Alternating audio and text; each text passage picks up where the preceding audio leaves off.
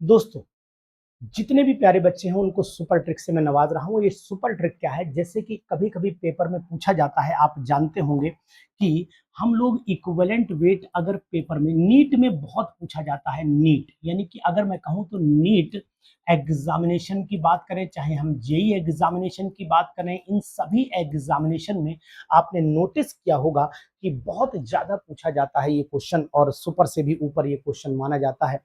Maximum exam में आता है कि भैया ये 3 मीडियम है, के-4 के 3 मीडियम हैं। इन तीनों मीडियम को आप नोटिस करिए। नंबर 1 एसिडिक मीडियम, आप जानते हैं एसिडिक मीडियम। नंबर 2 आपका बेसिक मीडियम, और नंबर 3 आपका न्यूट्रल मीडियम दिया है। जबकि एनसीईआरटी ने ये तीनों मीडियम अलग नहीं किए, उन्होंने केवल 2 ही में दे दिया है। तो आप फिलहाल मैं यहाँ पर आपको बताना चाहूंगा कि इक्विवेलेंट वेट कैसे आपको निकालना है। इक्विवेलेंट वेट की सुपर ट्रिक आप जरूर आजमाइएगा। मैं आपको बताऊंगा A for acidic, B for basic और एन फॉर न्यूट्रल। तो यहाँ पर एक वर्ड आप जनरेट कर लीजिए, A B N. A B N line से चल रहे हैं, ए बी एन, पहले ए फिर बी फिर एन।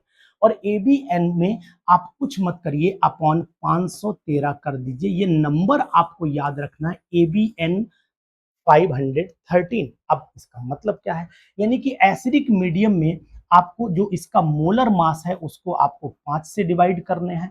बेसिक मीडियम में जो मोलर मास है उसको आपको 1 से डिवाइड करना है। न्यूट्रल मीडियम में जो मोलर मास है उसको आपको 3 से डिवाइड करना है। इस बात का आपको ध्यान रखना है। अब मोलर मास कितना होता है?